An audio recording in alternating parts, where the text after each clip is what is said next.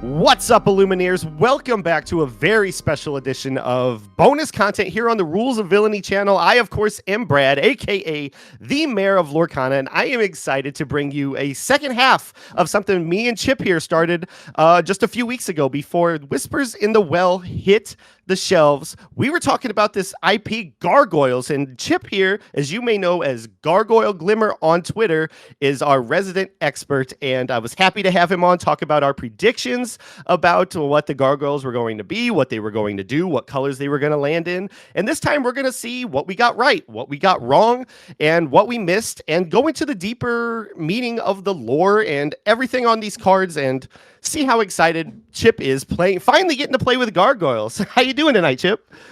Oh, I'm doing great. In fact, I went 2-1 with my Gargoyles deck on Thursday at League, and I was so happy. Yes, I'm so happy to hear it. I remember tweeting out as soon as Gargoyles were announced that I can't wait to lose to your all Gargoyles deck because I know you're going to play it. We've known you as the Gargoyles guy, and I kind of been on a losing streak the last couple of months, so it felt really damn good to break my streak using Goliath and Broadway. I tell you what, I played you. I was so happy to play you on my first pre-release of Bodax Games on pre-release weekend, and the game that you got me on was the game where you had Goliath out, you had multiple Gargoyles on board, and every time Elisa, and every time that and we'll get into the details on these Gargoyles, but this one special Goliath gets you one lore for every time you challenge, and you had so many Gargoyles out there, I couldn't keep up, and it was just, in a way, it was made me so happy to see you,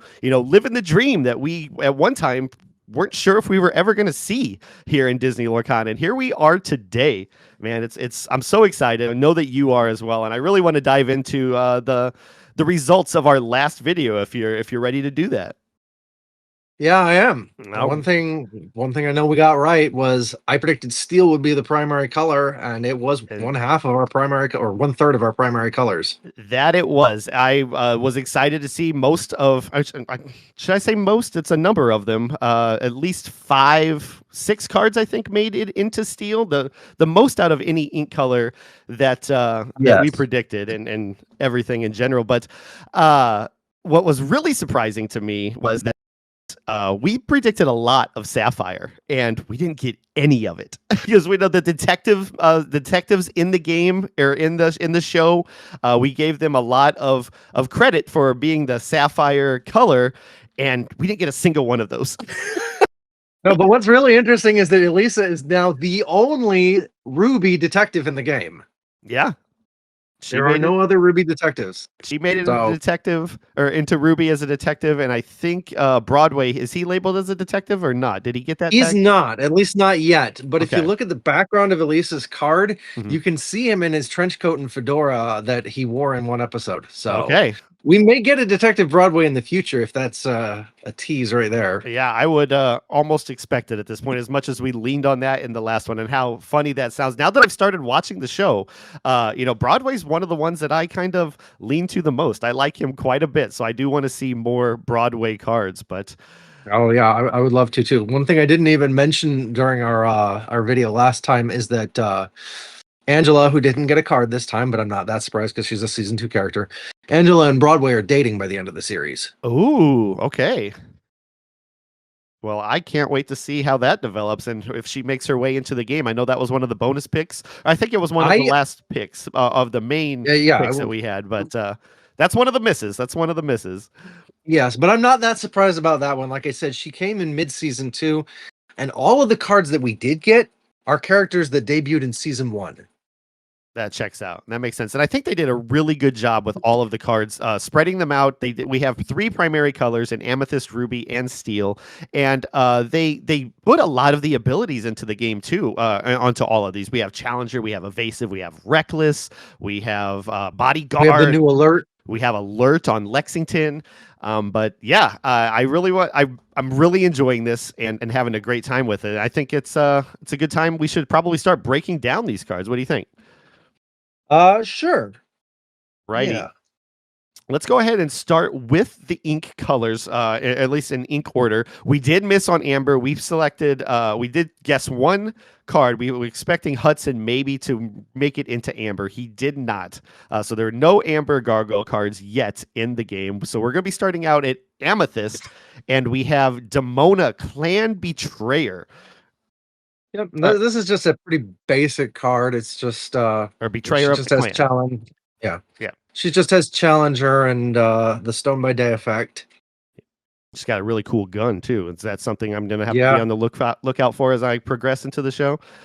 I mean, Demona does favor bazookas. Okay. Oh, wow. Just not even guns, just bazookas. Okay. We're going to be blowing things up. Yeah, over the centuries, especially the Demona comic that has been coming out over the last couple of weeks that shows what she was doing in the 12th and 13th centuries, she just likes big weapons. Right. And she sees the value of weapons over her claws. So I understand. Yeah. And she's been a card that's been making her way into a lot of amethyst decks there at the 4-slot. She's the 4-cost inkable 4/6 with Quest for 1 lore with Challenger 2, making her a 6/6. But yeah. And combined with the Grimorum, she has Rush, so she can usually challenge right away. Yeah, and I'm glad you mentioned that Grimorum, because that was one of the 3 keys of power that you brought up on the last podcast that we did on Gargoyles 101. One of 3 items made it into the game, and this is the Grimorum Arcanorum. I'm pronouncing it very slowly. Grimorum Arcanorum. Thank you. Very cool card. During your turn, whenever an opposing character becomes exerted, gain 1 lore, and your character's name Demona, gain Rush. So there is a lot of synergy to have that card on the board when you're playing your Demona cards. Because what's interesting is that the abilities named on the card are not spells that have actually appeared in the show, but they are Latin.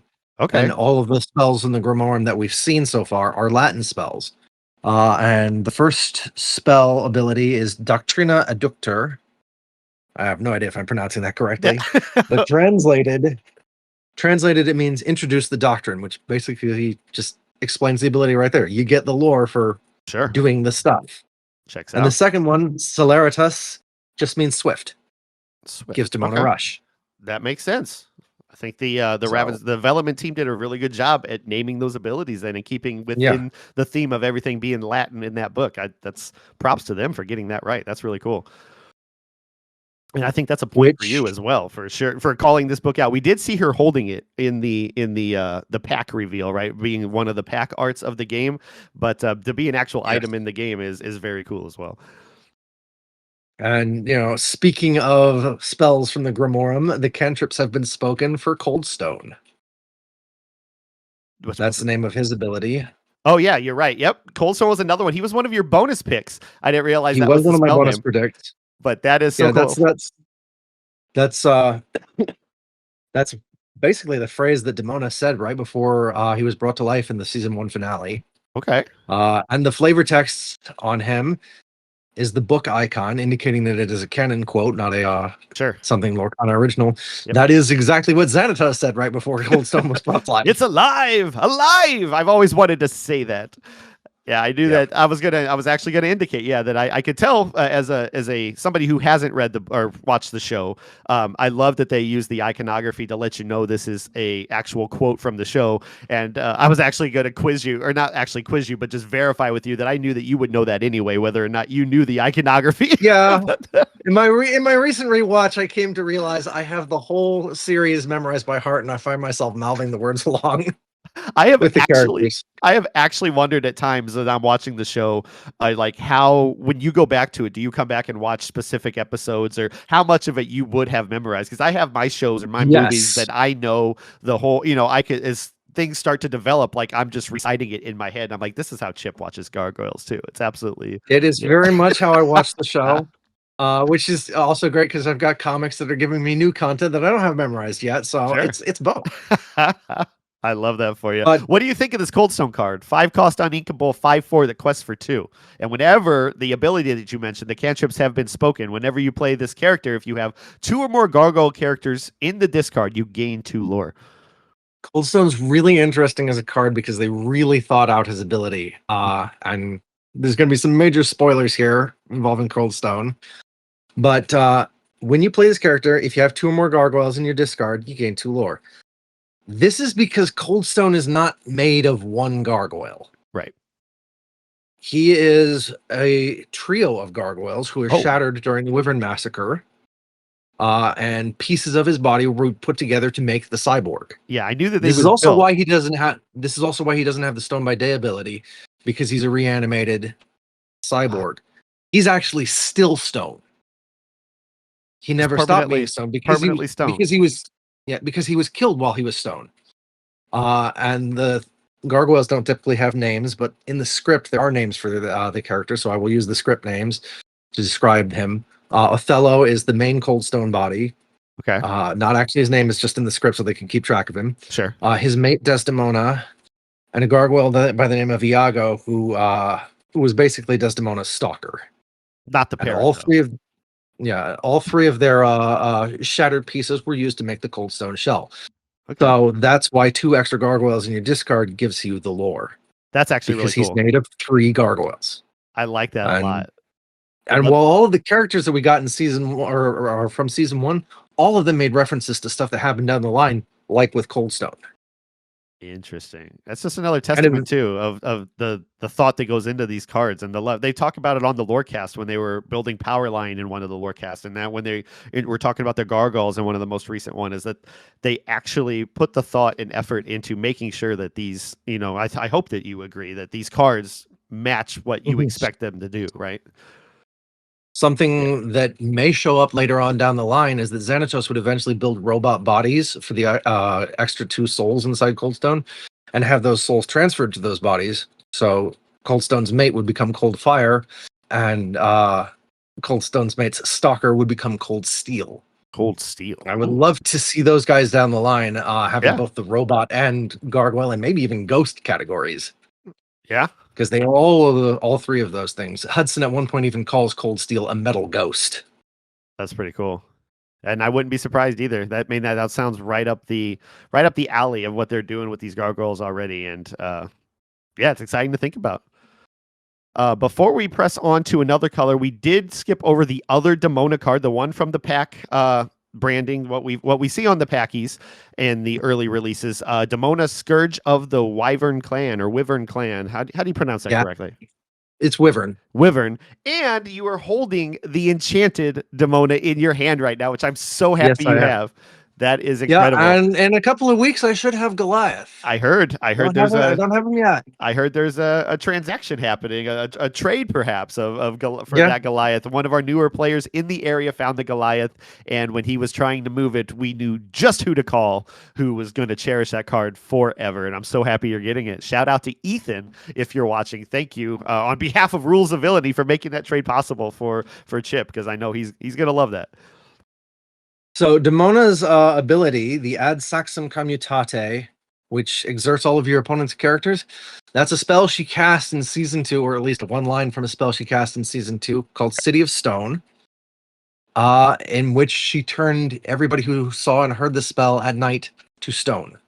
So when this Demona hits the field, what is happening is she's turning your opponent's characters to stone. That makes sense.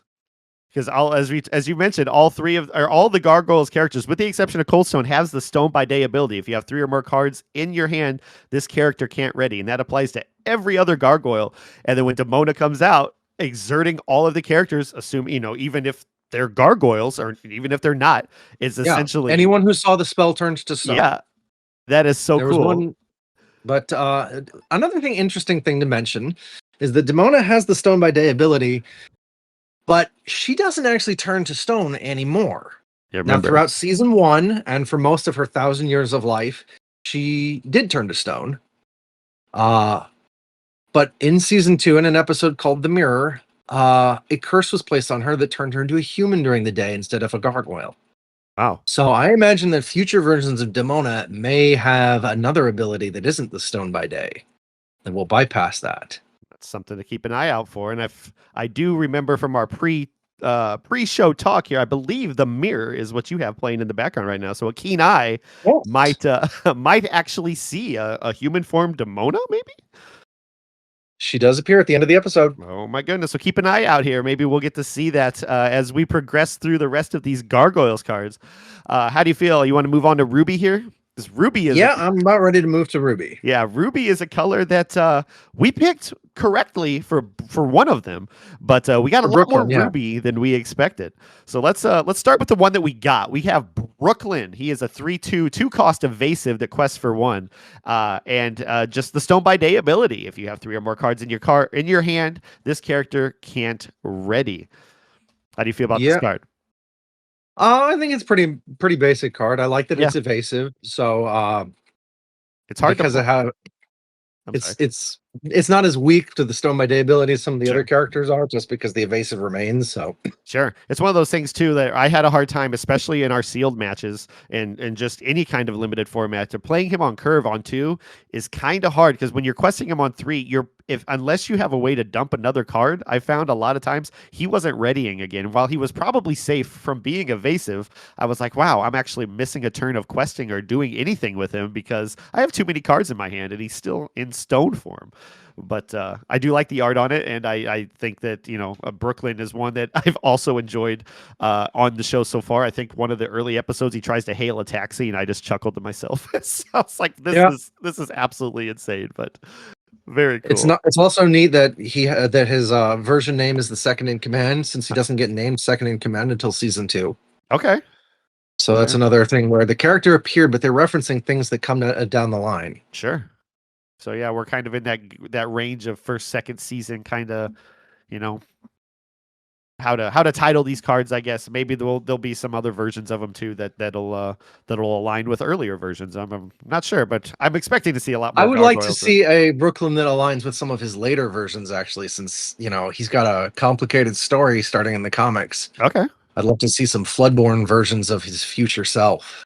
Would you like to give any kind of hints as to what that is? I think we talked in the last episode that he does some kind of time travel stuff, right? Yes. I don't want to spoil too much for when people get to the comics, but let's just say he goes on a very long time traveling journey. Okay. Comes back with some friends, and he is forever changed by those time traveling journeys, and I think it would make a really great Floodborn card. All right, let's keep an eye out for that. I wouldn't be surprised. Like I again, all your ideas, I'm just going to keep in the back of my mind because I think this is really fun that we're doing this, and I think that the way that you love these cards, those kind of ideas are what we're going to see in these games in the future because I feel like they're putting the same kind of love and care into these characters. I should also mention that Ravensburger definitely knows about some of these comic events because when they made the Gargoyles board game a few years ago, they made references to them. Okay. That's good to know. We'll keep an eye out. Let's move on to another Ruby card here. We got the Reckless one in Bronx, Ferocious Beast. Yeah. He's a 6/4 3-cost inkable card. Of course, he's got Reckless, so there's no questing with this one unless there are ways to make him questable. Yeah, unless you use like Cogsworth or the Aladdin Whisperer. Exactly. How do you feel about this Bronx? He's an absolute unit. You kicked my butt with him in our pre-release. But I think it's really interesting because when we made our predictions, we didn't actually predict a color for Bronx. So, we could say we were right about this one. Let's do it. We need all the points we can get. I think we did pretty well, but we missed a lot on Sapphire. So let's talk about him being Ruby or say that he was Ruby. But yeah, he's a big beater. He's a 6/4, comes out on 3, and has to challenge into anything he can. So it really makes the opponent think about what they turn sideways, at least for a turn. His 4 body allows him to stay a little bit longer than some. But and because he's a 3-drop that hits for 6, he can hit the board faster than, say, Maui. Yeah. Or other Reckless characters. Absolutely. And it's a great pairing into our next Ruby card where you have Goliath, Guardian of the Castle Wyvern. He's a 4-cost. Well, I did have one more thing I wanted to say about Bronx. Please do. But since Bronx is a gargoyle beast, a species that mainline gargoyles have domesticated and are actually in more dire straits than regular gargoyles are, a lot of clans don't have them anymore. They've gone extinct in several clans. I would love to see some of the few gargoyle beasts that have made appearances in the show and comic get cards later on the line. Bronx's mate Boudica and Foodog, for example, would be really cool cards to see down the line, just to have some gargoyle beasts in the mix. I would love that. You've been mentioning clans quite a bit, and we know of a few of them just through the cards. How many clans are there in the Gargoyles universe? There are currently 8 clans that are still alive today. Wow. There have been more in the past.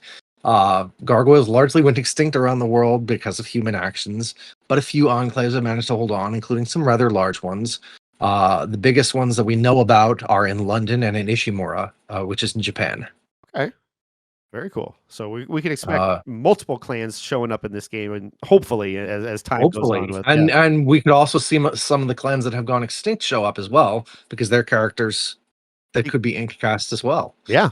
One clan that was revealed in the Demona comics recently that has long gone extinct was the Nordic clans living in Norway. Yeah. Awesome. Would love to see that. Let's talk about this Goliath, though. We mentioned he's a 4-cost inkable 5/5 quest for 1, and I prefaced it a little bit earlier about how he synergizes well with this Bronx on the turn before, because whenever one of your Gargoyles characters challenges another character with this Goliath on board, you gain 1 lore. So this Bronx is already dry by the time you play this Goliath on curve. You're gaining lore by challenging with the Reckless Bronx. How you feel about that? Yeah, that's what beat me he's in our really pre-release. Yeah. We were surprised. We didn't expect him to be a Ruby card. Yeah, I have also found that it works really nicely if you've got like Shere Khan on board too, so you can get like 2 lore from the attacks. Oh, they've done a lot with Shere Khan this set. I love it.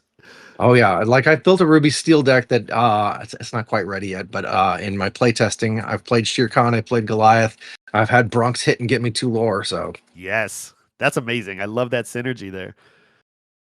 But yeah, I like Goliath. His ability is called "Be Careful, All of You," which is a line that he says in part 4 of the Awakenings pilot when the Gargoyles go on a very dangerous mission. Very good. So harkens back to that.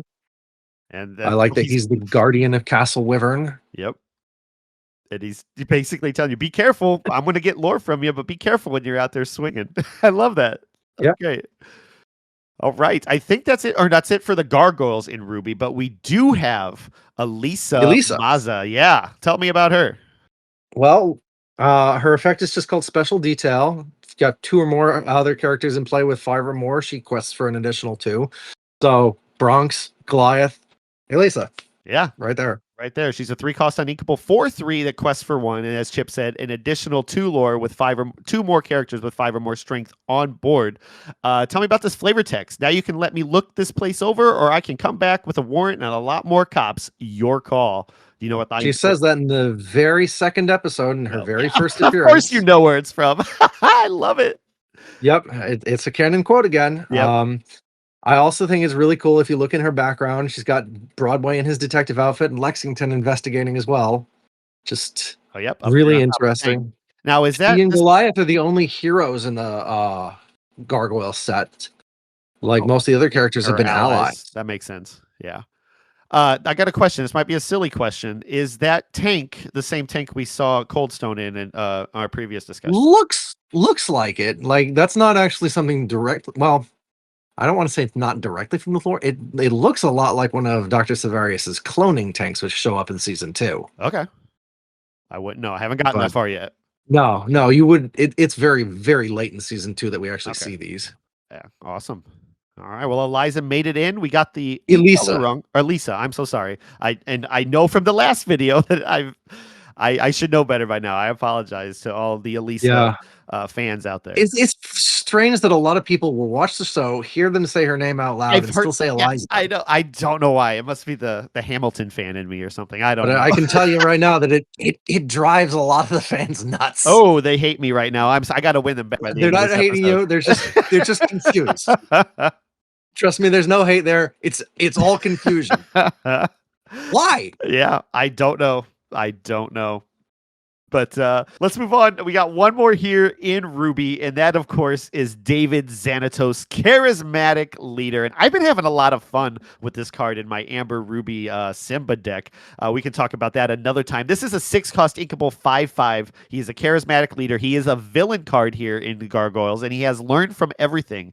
During your turn, whenever one of your characters is banished, draw a card. And what are you waiting for? Whenever this character quests, chosen character gains Rush this turn. And let me tell you, some of the best combos I've had in this game is questing this David Xanatos and rushing a Maleficent Dragon. It has been so much fun working him into my Ruby decks right now. He quests for 2 as well, so he's a really good 6-drop in the Ruby color, I think, from my personal experience. What do you think about him?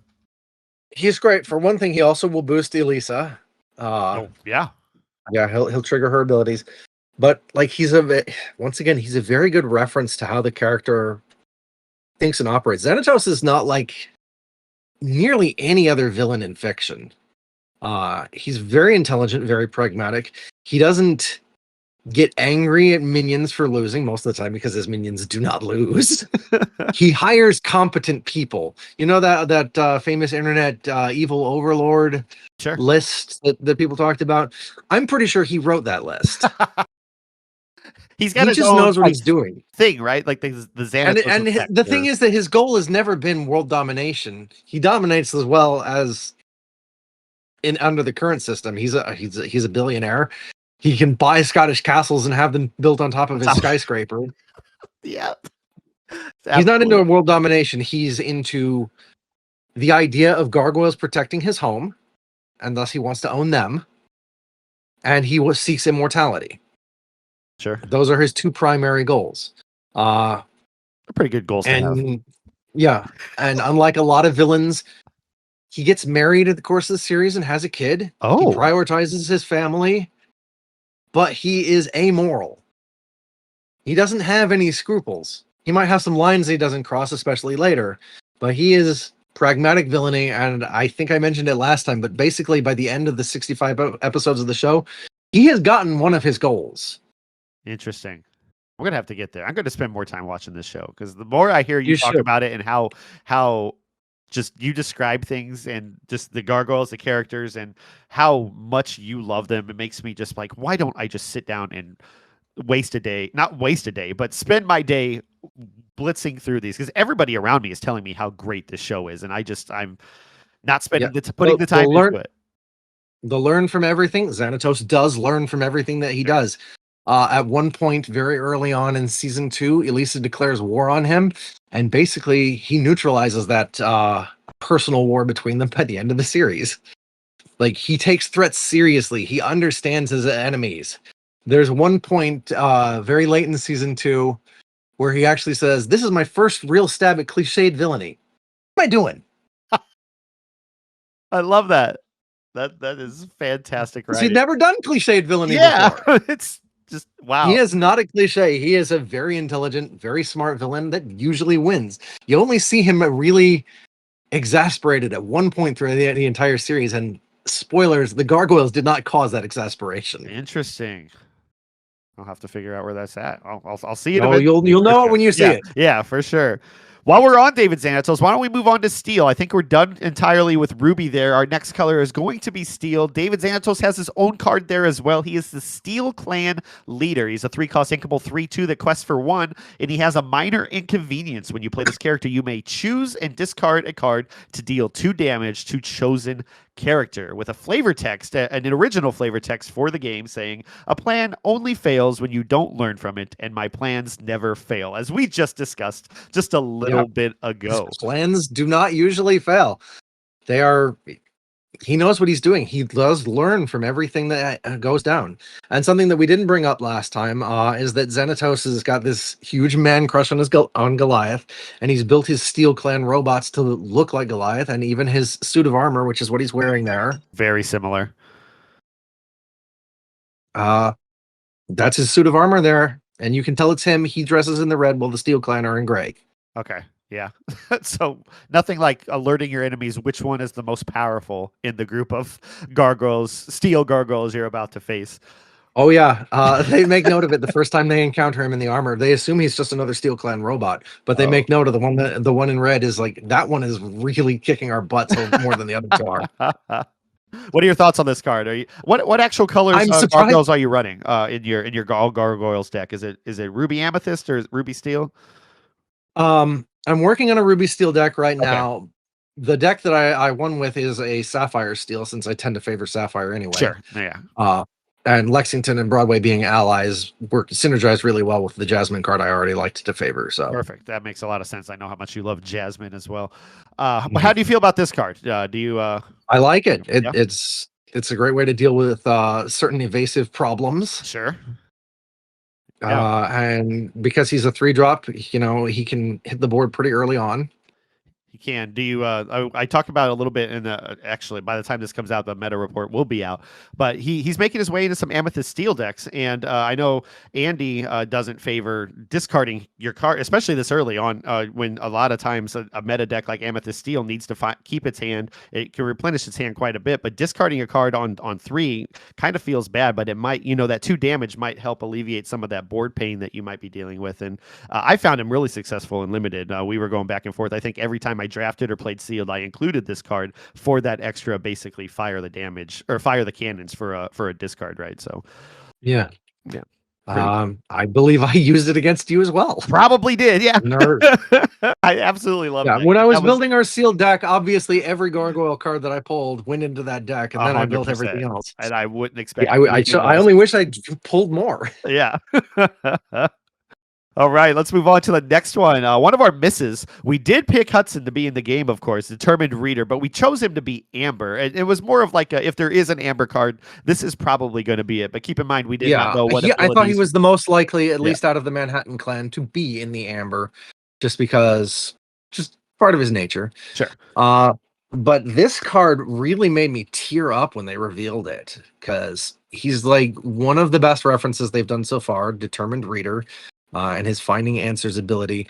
But here's the thing, is that Hudson, for most of his life, was illiterate. In the 10th century, not a lot of people could read. Both Hudson and Broadway could not read.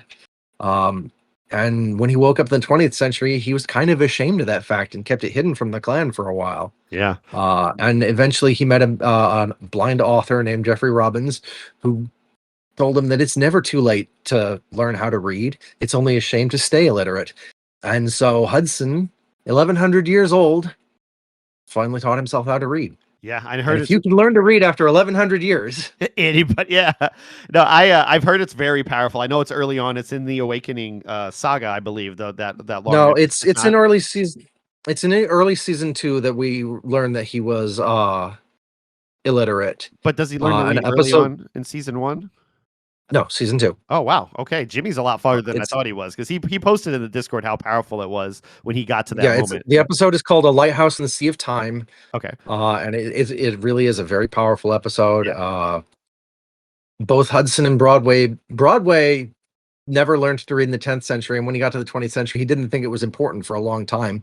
But the events of Lighthouse in the Sea of Time taught him otherwise, and he realized how valuable reading was. So he and Hudson took up learning how to read, and they are still doing it over the course of the show long term. Like we see in later episodes that Broadway still struggles with IGH words. Oh, really? Yeah, like he's like hit. Right. Yeah. Oh, that's cute. I love Broadway. But, let's before Lexington, we move on to him, let's talk about Hudson really quickly. His finding answers. When you play this character, you may draw a card and choose and discard a card. So common action that we see in Steel. He's a 2-cost inkable, 2/4 quest for 1, and of course he has the Stone by Day. But he's one of those cards that allows you to filter out your hand a little bit onto, and he's really good. 4 body on him. Really like him. You mentioned Broadway, who is quickly becoming my favorite just because I love to eat, and in the episodes I've watched so far, he's just always snacking on something. He's a 5-cost inkable, sturdy and strong bodyguard, 4/6 quest for 2. What do you feel? How do you feel about Broadway? I think he's great because of all 3 members of the trio, he is easily the most protective of all of them. So bodyguard really suits him. Yeah. He's especially protective of Elisa, especially after an event that occurs in season 1 that I will not spoil you to, because you need to see that episode by yourself. I will. But bodyguard really suits him, and I love that he quests for 2. I like he and the Steel Goliath basically won me my game last on Thursday. Really? So yeah, he's great. I like him. Yeah, I like him too, especially with the Stone by Day effect on a bodyguard. You don't even have to ready him. He's always there to protect whoever's behind him, whether he's ready or not. Moving on, we do have Lexington. He is a 3-cost inkable, small in stature, 4/4 quest for 1 with alert. This is one of the new abilities we talked about, where he's basically evasive on turn and checks the genie, checks the Dumbo. Anything that you turn sideways, Lexington is able to take care of behind that evasive tag. And he was the first card revealed with alert. Was he really? He was. Awesome. That was how we learned that the ability exists. I like him. Lexington is the shortest of all of the gargoyles. you know. Yeah. And I guess he's very alert. I'm very surprised they didn't give him the inventor moniker, but maybe a Sapphire Inventor Lexington is in our future sometime. We got to get some Sapphire Gargoyles cards eventually. I know how much you love that color. So yeah, that is my favorite color, but like even without it, Lexington not being an inventor was probably the weirdest decision in my opinion. yeah.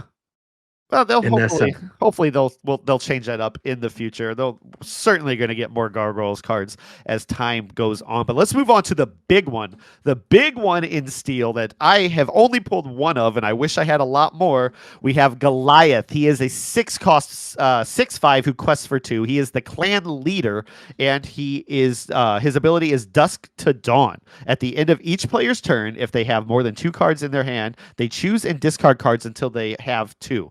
If they have fewer than 2 cards in their hand, they draw until they have 2, making him he's also got Stone by Day, but his ability allows you to basically always ready him unless the opponent decides to somehow give you cards to stop him from readying. Yeah, with Beyond the Horizon usually. Yes.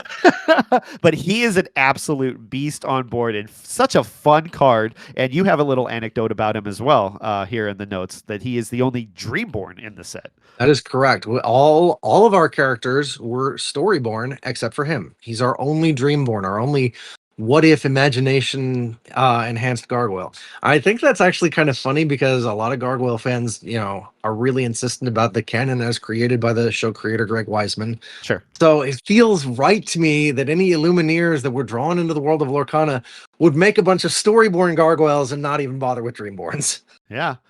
That was going to be my question to you: is why do you think he is Dreamborn here? Because usually, like you said, that's usually I don't know. Yeah.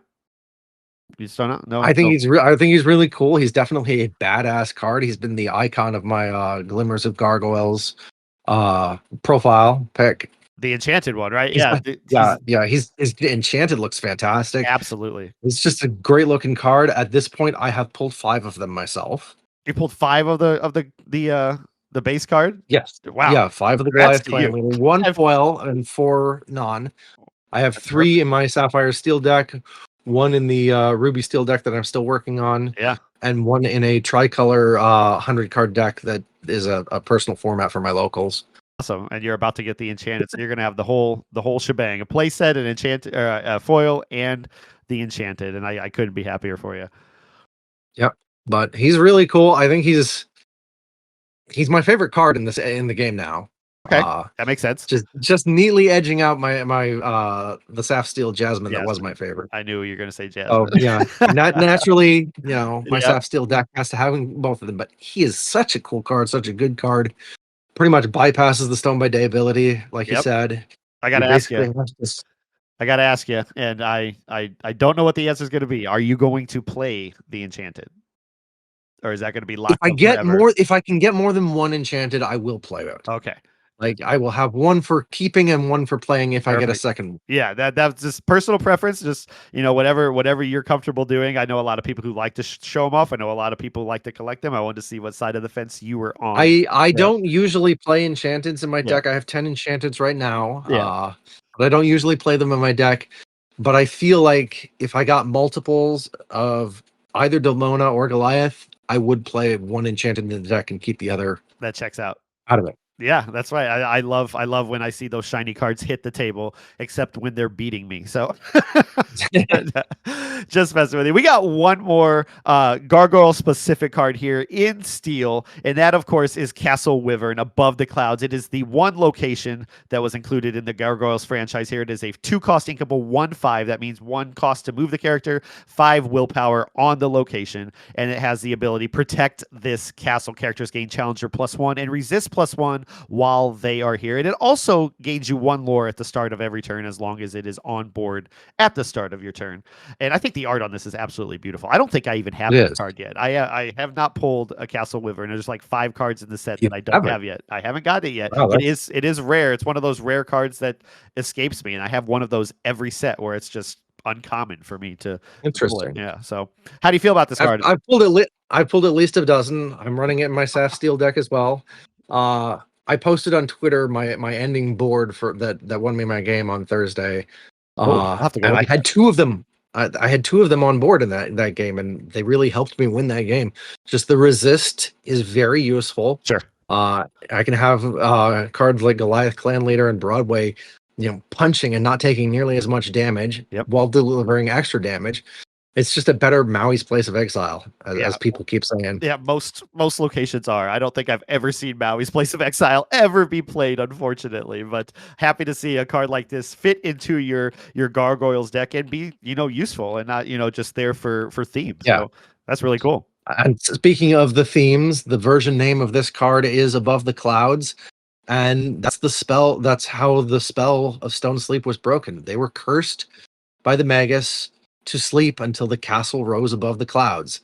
Xanatos bought the castle in Scotland, moved it brick by brick to on top of his skyscraper so that it was literally above the clouds, and that broke the spell. Yep. And so I like that it references how the spell is broken.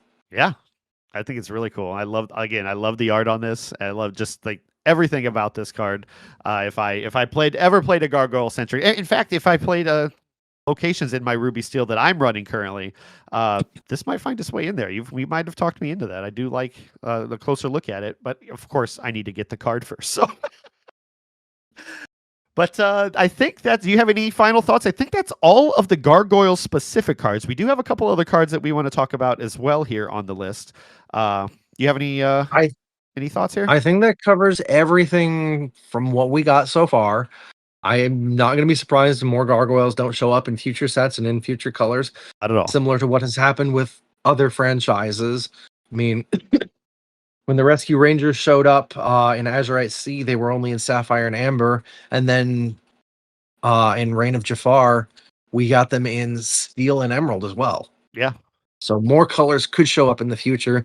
And when they do, we'll say vindication for anything that we predicted correctly. Little did they know our first video was about Gargoyles through all of the sets coming out and not just Whispers in the Well, right? Exactly. Awesome. Well, let's move on to one card that we have highlighted here in the show notes. The Great Illuminary is a LORCANA specific card built entirely in the LORCANA universe. It is a 2-cost inkable 1/3 that has a lore pip on it as well.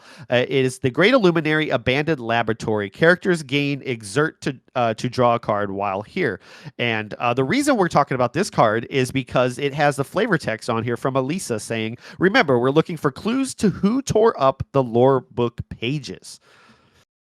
Do you have any inkling who she's talking about? I mean, I have my own personal theories as to who the bad guy of this arc of cards is going to be, which I have mentioned many times on Discord. Yeah. But I think it's interesting just for the flavor of this set that, we've had our Illuminaries ink cast a whole bunch of detectives to try and solve this mystery, including Elisa herself. Do you want to share who I think I know who you're talking about, who you think the big bad is? I have hypothesized for quite some time, possibly going back to Ursula's Return, that our third big bad is going to be Magica De Spell from DuckTales. And you've got a lot of legs behind it too. I do like this theory quite a bit. She made off with Ursula's trident at the end of the adventure, at the end of Ursula's Return.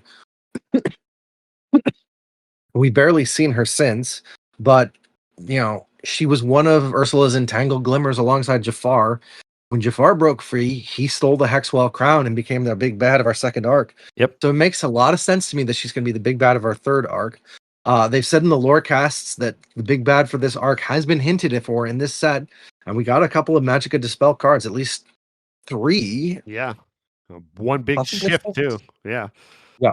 That shift card, that shift 7-cost shift 7 that allows you to draw 4 cards or whatever. 4 cards, but only if you shift her.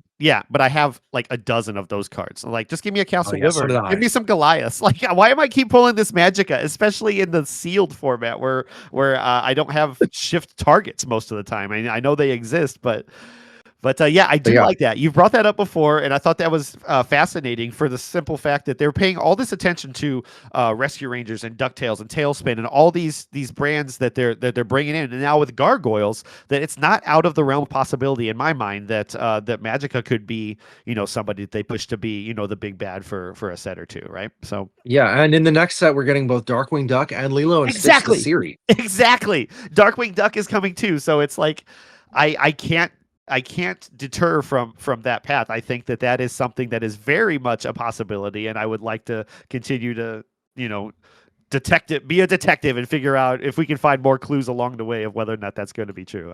I think it's a great idea.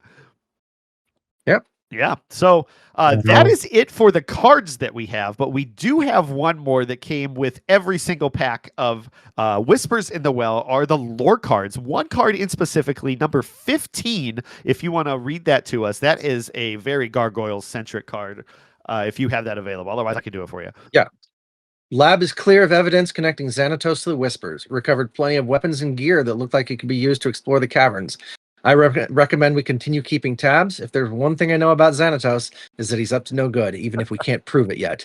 Investigative report filed by Glimmer Detective Elisa Maza. She is on the case. That is just so in character for her. She just has a long-standing grudge against Xanatos. And she, like, even as early as, like, the middle of season 1, she wants to nail him and send him back to jail. Sure. And Xanatos, being who Xanatos is always a step ahead of her every time. And usually gets the better of her, and her zeal to catch him has actually cost her a couple of times. Just because Xanatos knows how to chess master and outplay his enemies. Yep. And at one point in early season 2, one of the things that Xanatos did, that I won't spoil for you, caused her to officially declare war on him, and he took that threat very seriously, and that war is basically ended by the end of the season. Oh, wow. Yeah. But yeah, that's really cool. I'm glad they included that kind of lore within the lore pages that we have, the pack-in cards here. No puzzle this time, just a bunch of text going on through the mystery of the Whispers in the Well. And I think that's it. That's it for all the Gargoyle cards. Did we miss anything? I don't think so. I don't think so either. Do you have you want to tell everybody where to find you? My Twitter account is Glimmers of Gargoyles at Gargoyle Glimmer. Yep. On Twitter. And you do a lot. Everyone should check out Demona number 5 that comes out in a couple of weeks. Oh, the new comics. Yeah, absolutely. Yes. I know Vince here from the podcast he's been talking about, he's been watching the show, he's been loving it, and he's like, I think I'm gonna have to start getting the comics too. Just another thing to collect because it's been that cool, and literally everybody on our Discord is in love with this show right now, and I need to catch up to everybody because I'm so far behind. But yeah, I think that's it. I'm so glad that everybody is enjoying it. I'm so glad that this has brought the viewership up and created an interest, and I keep saying, the show's not over. The creator of the show is writing these comics. There's new stuff coming out all the time. The Demona arc is possibly the best arc of the show, or best arc of the series that I've ever seen. Just knowing what Demona is doing in the 12th and 13th centuries that led her on her path of I need to kill all the humans. We say banish in Disney LORCANA. No, I'm kidding. Yes, but I need to banish all the humans. But no, that's great. I can't wait to finally catch up to you, and you'll be the first to know when I do. Chip, I wanted to thank you. This has been really great. I know it's been tough to get time down to do both of these videos, but I'm so thankful that we got to make it work. And over the course of Disney, meeting you and your infinite wealth of knowledge of the game has been an absolute treat to talk to you about Gargoyles and do this kind of content with you. So thank you for your time.